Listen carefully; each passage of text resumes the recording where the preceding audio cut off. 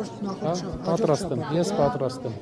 Հուսամ Տիկին Ղարամանյանը արդեն ժամի հետ Ես պատրաստ եմ։ Հաշվի առնելով պարոն Կարապետյանի գերհարգեցած մարզային այցերը, Այսպես պարոն Կարապետյանը Ես համաձայն եմ։ հարցազրույցների դեռևս հետաձգվում են, բայց ֆիքսում ենք եւ անցնում ենք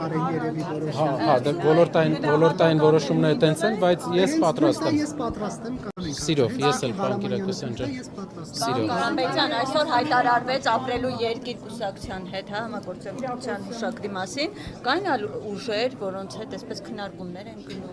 Հա, այո, կան ուժեր, որոնց հետ քննարկումներ են գնում, որոնց մասին քննարկումների ավարտին հանրությանը մենք կտեղեկացնենք,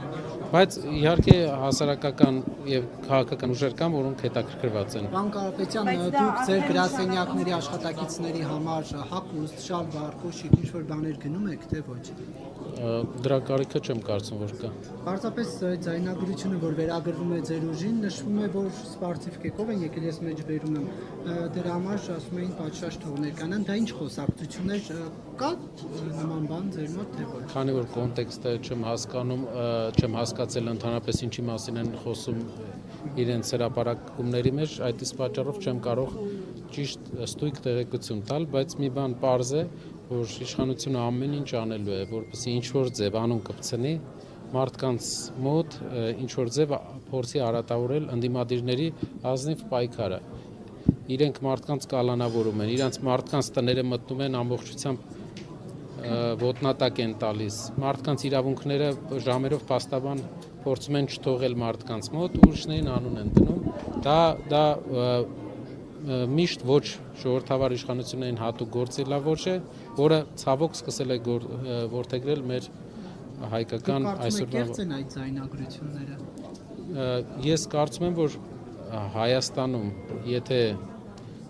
բոլորին ձայնագրեն, շատ մարդկանց երևի հնարավոր է, որ տարվա ընթացքում ամեն մեկը մի տհաճ բան խոսա։ Պարոն Կարապետյան, Ես խոս գնաց ձեր հարցազրույցից մեկի ժամանակ ասում եք, որ կոստյումն է մեղավոր, որ Փաշինյանը ընդդիմադիր հայացքներից վերածվեց կոռումպացված իշխանություն։ Հիմա եթե դու գաք իշխանության այս երևույթները ոնց եք բացառելու, կոստյումին ոնց եք հարցը լուծելու։ Ճիշտ եք ասում, հիմնականում բոլոր իշխանությունները, բոլոր ընդդիմադիրները մինչև ընդդիմադիր իշխանության գալը տեսնում են այն առաջնահերթությունը, ժողովրդավարության առաջնահերթությունը, հենց իշխանության են գալիս, մոռանում են այդ մասին, հագնում են իրենց նախորդների կոստյումը կամ իրենց համար նոր կոստյում են կարում, իշխանական կոստյում, սա հավաքական կերպար որպես եւ փորձում են այդպես երկիրը կառավարել ունենալով վատ վարկանիշ։ Այդ նույն ճանապարհով փորձում է գնալ այսօրվա իշխանությունը, սակայն չեմ կարծում, որ ժամանակները այդպիսին են։ Պարոն Կարապետյան, Եթե ուժը նաև բանակցություններ էր վարում Լուսավոր Հայաստան կուսակցության հայազգային կոնգրեսի հետ, ամեն դեպքում քննարկումների մասին, թե ձեր ուժից էին հայտարարել, թե իրենք էին ակնարկում, որ որոշակի քննարկումներ կան, բայց Ստեյջան չստացվեց որևէ համագործակցություն, իրենք ասում են հարցի հասցեատերը դուք եք, այսինքն ձեր ուժը, ինչու չստացվեց եւ ինչ սկզբունքային տարաձայնություններ Մի սկզբունք ունենք։ Պետք է մենք ունենանք այնպիսի ուժերի հետ դաշինք, այնպիսի ուժերի հետ համագործակցություն, որոնք պատասխանատվություն չեն կրում այսքան ժամանակ Հայաստանում տեղի ունեցող իրադարձությունների համար։ Որևէ պատասխանատվություն նոր ուժերի հետ։ Չեմ ասում։ Իմ կարծիքով կուսակցությունները, որոնք նոր են, ավելի մենք ազատ կլինենք, ժողովուրդը տեսել է արդեն բոլոր ուժերի ներկայացուցիչներին իշխանության ղեկին։ Եվ լավ, վատ, հրաշալի ղեկավարներ, ինչ որ ոլորտներում ունեցել ենք վատ ղեկավարներ, բայց մենք տեսնում ենք, որ մեր երկրին պետք է նոր ուժերին հնարավորություն տրվի, փոփոխություն արվի, նոր կադրերով, որ հնարավորություն ունենանք ինչ-որ Դուք ամեն դեպքում այդ ուժերին պատասխանատու համարում եք նախկինում տեղի ունեցած, կոնկրետ կարող եք ասել ինչերի համար, պարոն Կարապետյան, որ ավելի հասկանալի։ Որ ուժերին կներեք։ Լուսավոր Հայաստանը, Ես Հայաստանի ընդհանուր մեր տրամադրվածության եւ հայացքների կոմպլեքսը ձեզ ներկայացրեցի, թե ինչու ենք մենք գնում նոր ուժերի հետ, որոնք երբեք իշխանության չեն եղել, նոր ուժերի հետ համագործակցության։ Դա էր պատճառը, իսկ մեր ընդդիմադիր գործընկերներին որակում տալը ընդհանուր ընդդիմադիր պայքարին ոչ մի օգուտ չի տալու, մենք որակում որևէ չենք ուզում տանք, մենք բոլոր ընդդիմադիրները գործընկերներին հարգում ենք, հասկանում ենք, թե ինչքան բարդ է ընդդիմադիր լինել Հայաստանում, այն Հայաստանում, որը կառավարում է շատ անհավասարակշիռ կառավարման համակարգով, բայց չի ուզենա իրենց մասին ինչ-որ բան ասել, բացի գովեստի խոսքերից, միայն կուզենամ ասել, որ մենք ուղղակի մեր տեսլականը նոր ուժն է։ Պարոն Կարապետյան, ինչպես է գնահատում ընտրություններին, հաշվի առնելով Նիկոլ Փաշինյանի սկսած այդ քարոզարշավը, համերգներով, վարչաբերդով, իր թիմակիցներով, վարչական ռեսուրսով նույնիսկ։ Ես խնդիր չեմ տեսնում, ինչպեսի քարոզարշավ ուզում են, թող անցկացնեն, իրենց իրավունքն է, նաև ինձ թվում է բոլոր ուժերն էլ պետք է նույն քարոզարշավը անեն, որևէ խնդիր շանսերը մենք տեսնում ենք այսօրվա դրությամբ մեր հասարակությունը իհարկե մեր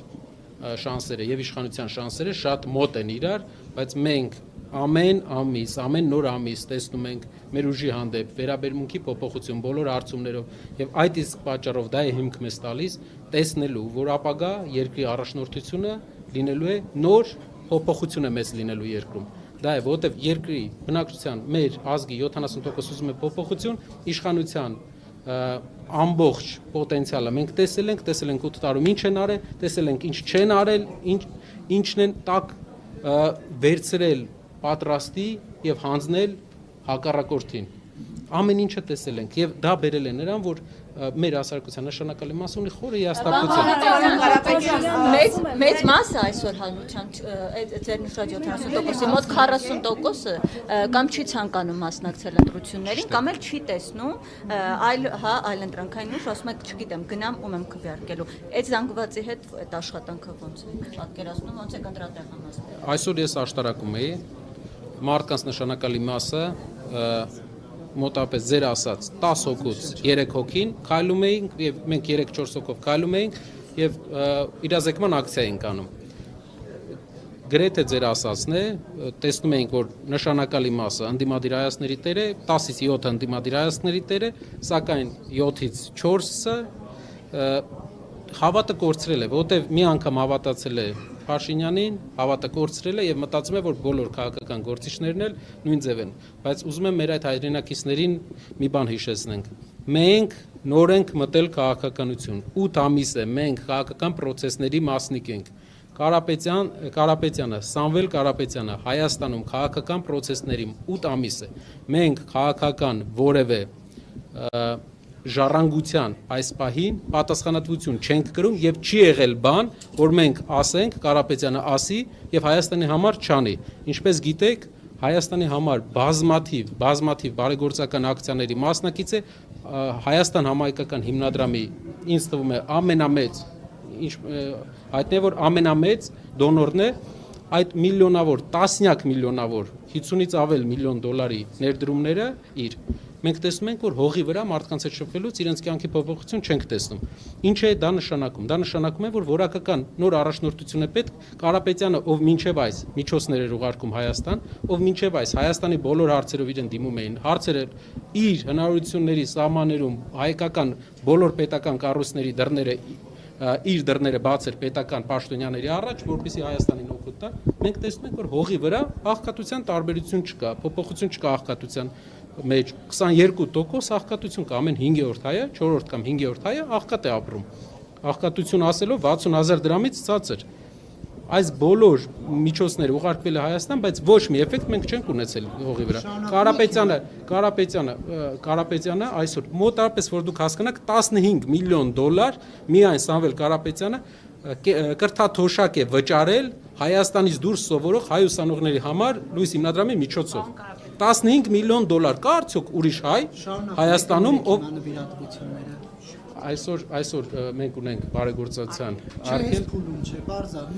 Տեսեք, մենք ունենք բժշկական պրոյեկտներ, մարդկանց առողջությունը վերականգնելով, բայց քանի որ կա բարեգործական արգելք, Մարդկանց չեն կարողանում։ Մինչ այս նախընտրական շրջանը, օրինակ, երբ որ պարոն Կարապետյանը Մայրաթորի բակից հայտարարություն արեց, դրանից հետո էլի շարունակել եք Հայաստանի Հանրապետությանը բարի գործ։ Մենք վերջի տարիներին շարունակել ենք, իհարկե, դուք գիտեք, որ բազմաթիվ պրոյեկտներ ունենք, հիմա կարող եմ նաև նշել, որ մի քանի ամսվա ընթացքում Սպիտակի մանկապարտեզը բացվեց, կրթաթոշակների ծրագրեր ունեինք, բաներ բժշկական մեծ պրոյեկտներ ունենք, որը շարունակում ենք մենք անել։ Այս պահին չենք շարունակում, կներեք, որ վաղը չասեն բան։ Այս պահին չենք շարունակում, քանի որ կա բարեգործության արգելք, բայց գիտեք, որ Տաշիր բարեգործականը ոչ 2005 թվականից սկսել, ոչ 10 թվականից 95 թվականից Տաշիր բարեգործական հիմնադրամը Սամվել Կարապետյանը եւ Կարապետյան ընտանիքը բարեգործություններ արել Հայաստանում։ Դրա հիմնական ապացույցներն են Հայաստանի Հանրապետության տարածքում առաջի եկեղեցու կառուցումը։ Դրանից հետո բազմաթիվ բարեգործական պրոյեկտներ Հայաստանի տարածքում։ Կարապետյան, եւ ասում եք նոր ուժեր, թարմ ուժերի հետ ենք համագործակցում, բայց Նիկոլ Փաշինյանը անդրադառնալով դեր ցուցակին ասում է ՀՀԿ-ի պատկերն է, ընդ որում այդ ցուցակում եւ Սերժ Սարգսյանի շրջապատից մարդիկ կան եւ Ռոբերտ Քոչարյանի նախկին թիմակիցներն են։ Ինչպես կմեկնաբանեք սա։ Մենք մեկնաբանել ենք մի անգամ մարդիկ կան, ովքեր աշխատել են քաղաքացիական պայմանագիր կուսակցության հետ։ Մենք ունենք գրեթե նույն չափ մարդ, ովքեր աշխատել են քաղաքացիական պայմանագիր կուսակցության հետ։ Իհարկե իրենք ինձ խնդրել են, ասել են, խնդրում եմ մեզ ԿՊԱ-կան մի ասեք, որովհետև դա իրենց համար արժեհամակարգային ինչ որ տարբերություն է, բայց ամեն դեպքում մարդիկ աշխատել են։ Մենք տարբերություն չենք դնելու կուսակցական։ Դա սխալ ճանապարհ է 3 միլիոնանոց հայաստանցիների, հայ ազգին 10 միլիոնանոց հայ ազգին, 3 միլիոնանոց հայաստանցիներին ոնց կարելի է տարանջատել, ասել դու, չգիտեմ, 15 տարի առաջ ինչ որ քո բարեկամը եղել է այս կուսակցության անդամ։ Չի կարելի։ Պրոֆեսիոնալիզմ, մաքուր ձեռքեր, քաղաքական ճանապարհ եկեք նայենք։ Մենք ունենք, ում ճանապարհը հրաշալի ճանապարհ չէ։ Մենք ունենք մարդիկ, ովքեր իրենց գաղափարի համար 2-3 տարի բանտեր անցան, բայց արժանի չէին դրան։ Մենք ունենք հրաշալի մարդիկ, ովքեր ճանապարհներ են անցել, իրենց անվան համար մեծ զրկանքներ են կրել։ Ինչպես կարելի է մարդկանց անվանակել։ Դա իրենց քաղաքականությունն է, բոլորին ինչ-որ վատ անուններ են դնում։ Բայց տեսեք ինչ պոտենցիալ կա, ուժեղ մարդային մարդն է, որ դրական բան է տեսնում իր հայրենակիցների մեջ, որ իրար մանգանք իմ հետ էլ կապված է, բոլորի հետ կապված է, ինչ որ բան կգտնենք ամենքից վրա, բայց բացասական բան ասեմ եւ իմ հարցը տամ, պարոն Կարապետյան, վերջապես երկա ինձ ասա։ Պարոն Կարապետյան, Նիկոլ Փաշինյանը ասում է, ես իմ մտքով չեմ կարող անցկացնել, որ Հայաստանում կարող է լինել այդքան շունշանգյալներ, որ ընդդիմադիր ուժերին ձայն կտան։ Ես ուզում եմ դուք պարզաբանեք, դուք արդյոք հասկացել եք, որ դա օրինակ ընդդիմադիր զանգվածին է Նիկոլ Փաշինյանը նկատի ունեցել, հաշվի առնելով այն հանգամանքը, որ ինքը ասում է, ես վերցրել եմ ձայնագրությունից, իրենց ձայնագրությունից այդ հատվածը իրենք են կիրառել, ես չեմ կիրառում այդ որակումը։ Նա դա նշեց, հետո շատ արագ իրեն խոր տվեցին, որ ուղիղ սխալ է, դրա համար էլի փորձեց ինչ որ ուրիշի վրա կրծել պատասխանատվությունը։ Դա վաղուց է հայտնի, որ մեր երկրի վարչապետը հատել է վարչապետին վայել կեցվածքի շատ գծեր։ Աշխարհում մեր երկրի առաջնորդը մեմ է դարել։ Ինստագրամում մեմ է մեր երկրի առաջնորդը, օտար երկրներում, դա պարտանալու բան չի։ Չի կարելի այդպիսի տերմինոլոգիա օգտագործել սեփական երկրի քաղաքացիների հանդեպ։ Իհարկե, հայ տղամարդը խոսքի մեջ երբեմն օգտագործում է ոչ բարեկիրթ բառեր, դա ընդհանուր լեռնեցի տղամարդկանց հատուկ բան է, բայց վարչապետի աթոռը, եթե մարդը զբաղեցնում է, պաշտոնական հայտարարության ժամանակ չի կարելի այդպիսի տերմինոլոգիա օգտագործել, այդ խոսույթը պետքա մենք դուրս անենք մեր խոսքերից դուրս անենք։ Նա անգամ ստիպել էր մի անգամ մենք արձագանքեցինք իրեն իր ոճով, որի համար ճիշտը որ ասեմ, ինձ դուր չի գալի այդ արձագանքման մեթոդը, ինձ դուր չի գալի այդ շփման ձևը իրար հետ, քաղաքական շփման ձևը, որովհետև դա բերում է նրան, որ փոքր տարիքի կամ երիտասարդ նոր սկսնակ մարդիկ են երիտասարդներ են մեզ դիտում ու կարող են սխալ հետևություններ անել այս աշխարհում առաջնահերթությունների մասին։ Նիկոլ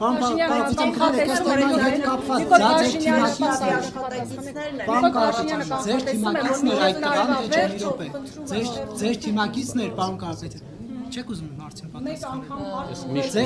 Ձեր թիմակիցներ, այդ շունուշանգյալը բառ օգտագործողը ձեր թիմակիցներ, թե ոչ։ Պարոն Կիրակոսյան, յուրաքանչյուր մարդու, եթե իրեն ձայնագրեն ամբողջ տարվա ընթացքում հաստատ վստահ եմ։ Հարցս հետեւյալն է, ձեր թիմակիցն է թե ոչ։ Շարունակեմ, յուրաքանչյուր մարդու, եթե տարվա ընթացքում 24 ժամ ձայնագրեն, հաստատ բոլորը ինչ որ բան կասեն։ Այս մեկ, երկրորդ, թիմակիցների հետ կապված քննությունը կավարտվի, մենք կիմանանք ում է, քանի որ ինձ խնդրել են փաստաբանները, որպեսզի ինչ որ process-ների հետ կապված մասնագիտական որակումներ չտրվի, քանի որ դա ինչ որ process-ների շրջանակներում է, բայց մի բան ասեմ, որը խոսույթը, այդպիսի խոսույթը ես շատ եմ տեսել Ա. ազգային ժողովում իշխող կուսակցության մոտ, Բ. Facebook-ում իշխող կուսակցության Ընդունելի է, բայց ձեզ համար այդ բառապաշարը, որը վերագրում է ձեր թիմակցին։ Յուրաքանչյուր մեր հասարակության, եկեք թիմակից, որպես թիմակից մեր հասարակության անդամները պետք է այս խոսույթից դուրս գան։ Այս խոսույթի պատասխանատվությունը կրում է մեր քաղաքական դիսկուրսը, որ եկել է փող վիրավորանքների դաշտ։ Մենք պետք է այդ խոսույթից դուրս գանք։ Ինձ անձամբ դուր չի եկել ու չի գալիս որևէ վիրավորական խոսք։ Դա բացասական էմոցիաներ են առաջացնում։ Չկա այդտեղ հաճույք, չկա դրական բան։ Ու մենք պետք է այնպես անենք, որ փորձենք դա փոխել մեր խոսույթների մեջ։ Իհարկե, առաջի անգամ հնարավոր է ինչ-որ ձայնագրություններ լսելուց, ձայնագրություն կար, որ ես լսեցի, հաճույք ստացա, օրինակ Ղումաշյան Գոհարի ձայնագրությունը ես որ լսեցի, ես հպարտացա իր համար, որովհետև մարդը այնպիսի բաց ձևով աշխատեց զանգարողի հետ, մարդը ասեց, որ ունեմ այսքան աշխատող, հնարավոր է ունենամ պատվերներ, առաջարկ արեց, լավ ձևով աշխատեց, ես հպարտություն զգացի։ Այնպես պետք է անենք, որ մեր բոլոր հայրենակիցները նույն ձևաչափով, նույն որակով շփում ունենան։ Պարոն Կարապետյանի քաղաքացիությունից հրաժարվելու գործընթացը ինչ է կարծում եւ որ փուլում։ Հեսա իրենից հետո եթե նա Նիկոլ Փաշինյանը երբ ասում է, որ ինքը կանխատեսում է, որ Սամվել Կարապետյանը մինչև տարվա կահքադանա, ինչ նկատի ունի։ Դուք կարծում եք ինչ-որ գործողություններ են հաջորդելու եւ վտանգ տեսնում եք այս առումով եւ բացի այդ երկրորդ հարցը, քան որ նավություն է հազիվ տրվել, Փաշինյանը ասում է, որ եռագլուխ կուսակցությունը հնարավորություն ունի խորհրդարան մտնելու եւ ժողովուրդը մերժելու է նրանց, որտեղից այս վստահությունը։ Շատ լավ։ Պատասխանեմ արդեն առաջի հարցին։ Պարոն Փաշինյանը մի պահ աստվածաբան էր։ Հետո երաժիշտ էր։ Հիմա ֆինանսական անալիտիկ է դառել, ինչքան հասկանում եմ, անալիզ է անում բիզնեսների հաջողությունները։ Գործարարությունից, տնտեսությունից պարոն Փաշինյանը շատ հեռու մարդ է։ Դա հուսով եմ իր խորհրդականները իրան արդեն ասել են, ինքը չի հասկանում ինչպես է զարգանում տնտեսությունը, ինքը չի հասկանում ինչպես են ընկերություններ ձևավորում, ինչպես է մարդը հնարավոր մի մարդ իր հայրենակիցը ստեղծի ամենամեծ հայկական կառույցը եւ անգամ իր կալանքի եղած ժամանակ հարյուրավոր միլիոնների արդյունքներ ապահովի։ Իսկ այդ արդյունքը աշխատանք է, մեծ աշխատանք է։ Պարոն Փաշինյանը տնտեսությունից չի հասկանում, ավելի լավ է ոչ աստվածաբանությունը, ոչ երաժշտությունը, ոչ տնտեսությունը իր մասնագիտություն չեն։ Սպառնալիք համարում եք, որ հնչեցնում է։ Գիտեք, եթե իր ամեն խոսքը մենք սպառնալիք համարենք, ամեն օր նա իր խոսույթներում օգտագործում է այնպիսի արտահայտություններ, այնպիսի բաներ, որ ես ուղղակի համարում եմ, որ կա խոսքի արժեքի վերաբերյալ պահանջարկ, այսպես ասած, ցենզի բավական նվազում։ Իսկ մտավախություն չունեք, որ գործողություններ կհաջորդեն։ Մենք 50 քննիչ, 8 ամիս, բոլոր process-ների մեջով անցել ենք, ինչ նոր բան պետք է լինի, ինչը լինի, թող լինի, որ մարդիկ տեսնեն, որ այս մեր անցած ճանապարհը ինչ ճանապարհ է։ Դուք ասեք, որ խորհրդարան չեք մտնելու, ինքը վստահ է, որ ժողովուրդը մերժելու է։ Տեսեք, ուժերին միասնականացնելու դուք իր խոսքի մեջ առաջի հատվածն է ամենակարևորը, նա փորձում է ուժերի մեջ նույնականացում դնել, բայց մենք ունենք գործիչ, ով առաջի անգամ Հայաստանում հայտ է ներկայացրել իր համեմատ Սամվել Կարապետյանի համեմատ Փաշինյանը հին քաղաքական գործիչ է։ Կարապետյանը առաջի անգամ հայտ է ներկայացրել։ Նրա խոսույթի հիմնական նպատակը հասարակությանը ցույց տա, որ Սամվել Կարապետյանը նոր գործիչ չէ, դա իր, բայց մարդը այսքան տարի տնտեսական գործիչ լինելով քաղաքականը հայտ է ներկայացրել, հոգնելով այս իրավիճակից երկրի, հայտ է ներկայացրել եւ գնալու է եւ մենք վստահ ենք, որ մենք ունենալու ենք, եթե մեր հասարակությունը ճիշտ ժամանակին ընտրական process-ներին ակտիվ մասնակցի, ամենագլխավոր հարցը դա է, մենք ունենալու ենք մեծ հաղթանակ ու մեծ փոփոխություն։ Կարապետյանը բերելու է մեծ փոփոխություն։ Նա այդ քայլով միավորելով բոլոր ուժերին փորձում է ցույց տալ, որ փոփոխությունը իրեն համեմատել ինչ որ process-ների մասնակիցների հետ, ովքեր արդեն եղել են քաղաքական դաշտում, բայց Կարապետյանը նոր գործիչ է, ով միակն է, որ ունի պատասխանատվություն Հայաստանում մինչև այս եղած բոլոր դեպքերի համար, ով միակն է, ով միայն օգնել է Հայաստանին եւ ունի որևէ պատասխանատվություն եւ առաջարկում է ելք այս ջրբաժանից ամենաանվտանգ եւ ամենաբարեկեցիկ ելքը։ Ձեր հայրն էլ չունի պատասխանատվություն հանրապետական խմբակցության նախկին պատգամավոր։ Շատ լավ հարց է, պարոն Կիրակոսյան, իմ հայրը 3 տարի հետո, 3 տարի, 2.5 տարի աշխատելուց հետո իր կամքով դիմում է գրել, մի հատ հիշեք այսօրվա 17 թվին եղել է ՀՀԿ խմբակցությունը, ինչ կապ ունի դիմում գրելը։ Տաշիրի падգամավորը, նա 95 թվից Տաշիրի падգամավոր է, որից 20 տարի անկուսակցական, 8 տարի կուսակցական, բայց իր կամքով դիմում է գրել այսօր պետական պաշտոնյաներից որ մեկն է իր կամքով դիմում գրում նա ու ես դες մի գաղտնիք ասեմ դա իր երկրորդ դիմումն էր արդեն 2.5 տարվա ընթացքում քանի որ պետական ապարատի աշխատանքի ոճը իրեն դուր չի եկել կա արդյոք այդպիսի մարդ որ բարձր պաշտոնից իր կամքով դիմում գրի դուրս գա բայց դրանից հետո եկել է որովհետև իր հայրենի Տաշիրի падգամավորն է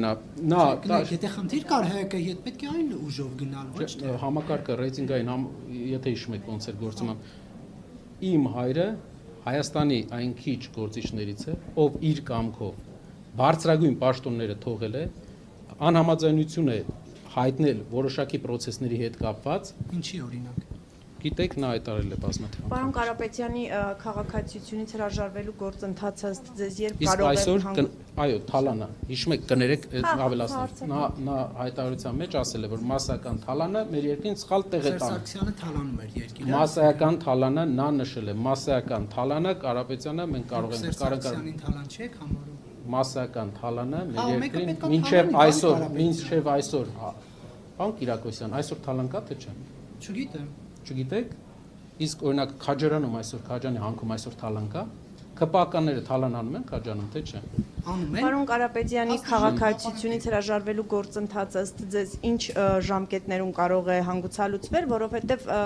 ինչպես նշվում է ձեր ուժի կողմից օգոստոսի 2-ին ըստ էության խորհրդարանը սկսելու է արդեն իր գործունեությունը եւ այն առաջնահերթ հարցերը, որոնք որ պետք է լուծի 20 օրում կարծես թե ավարտում է հանձնաժողովներ եւ այլն, դուք ասում եք, որ դրանից հետո արդեն վարչապետի ընտրության փոփոխության հարցն է լինելու։ Այդ ժամկետում կլուծվի, պարոն Կարապետյան։ Հայաստանի պետության կայացման առաջի օրվանից Սամվել Կարապետյանը Հայաստանի Հանրապետության քաղաքացի է։